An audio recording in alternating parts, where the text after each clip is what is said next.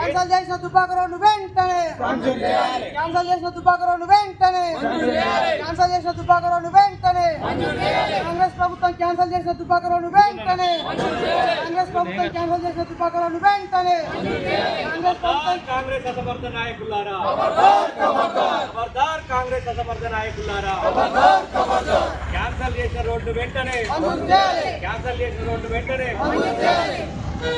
Dubbaka road వెంటనే ఈరోజు దుబ్బాక పోయేటువంటి ప్రధాన రహదారి ఏదైతే ఉందో మద్దికుంట ముస్తాబాద్ టౌన్ మద్దికుంట మోయినకుంట ప్రజలకు ఇబ్బంది కలగకుండా ఉండడానికి కేటీఆర్ గారు 14 కోట్లతో నిధులు మంజూరు చేస్తే ఈరోజు వచ్చినటువంటి కాంగ్రెస్ పార్టీ ఏదైతే ఉందో కాంగ్రెస్ పార్టీకి సంబంధించినటువంటి కోమటిరెడ్డి వెంకరెడ్డి గారు ఈ 14 కోట్ల వర్కును తీసుకువెళ్ళి వాళ్ళ కాన్స్టిట్యున్సీకి తరలించడం జరిగింది.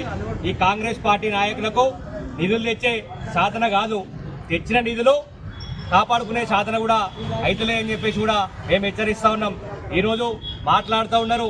ఈరోజు ఈ రోడ్డు కాకపోవడానికి ప్రధాన కారణం కాంగ్రెస్ పార్టీ. ఇక్కడ ఉన్నటువంటి కాంగ్రెస్ అసమర్థ నాయకత్వంతోనే ఇక్కడ ఉన్నటువంటి రోడ్డు కోమటిరెడ్డి వెంకరెడ్డి గారు తరలించడం జరిగిందని చెప్పేసి సుస్పష్టంగా చెప్తా ఉన్నాం. మేము 13 నెలలుగా మీ గవర్నమెంట్ వచ్చి 13 నెలలుగా వేచి చూస్తూ ఉన్నాం. ఇప్పటికైనా డబుల్ రోడ్ వెంటనే శాంక్షన్ చేపించి వెంటనే పనులు మంజూరు చేయాలని చెప్పేసి టీఆర్ఎస్ పార్టీ పక్షాన డిమాండ్ చేస్తున్నాం. ఈరోజు ఎలక్షన్ కోడ్ ఉంది కాబట్టి మేము దీని మీద ఉధృతమైనటువంటి కార్యక్రమాలు భవిష్యత్తులో తీసుకునే ఆలోచన ఉన్నాం.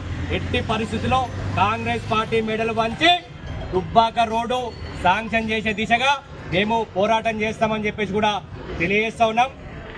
దాంతో పాటుగా మోయినకుంట మద్దికుంట ముస్తాబాద్ పట్టణ ప్రజల సహకారంతో ఖచ్చితంగా భవిష్యత్తులో ఈ రోడ్డు శాంక్షన్ చేయకపోతే పెద్ద ఎత్తున ఉద్యమాలు చేసి అవసరమైతే పాదయాత్ర ద్వారా కలెక్టర్ ఆఫీసు దాంతో పాటుగా కాంగ్రెస్ పార్టీ ఆఫీసు ముట్టడిస్తామని చెప్పేసి కూడా కాంగ్రెస్ నాయకులను హెచ్చరిస్తా ఉన్నాం.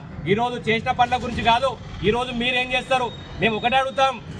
నిధులు తెచ్చే సాధన కాదు, తెచ్చిన నిధులు కూడా వాడుకోరాకపోతే మీరు ఎందుకు మీ ప్రభుత్వం అని చెప్పేసి కూడా ఈరోజు గూడ్గా స్పందిస్తున్నాం అని చెప్పేసి కూడా హెచ్చరిస్తా ఉన్నాం.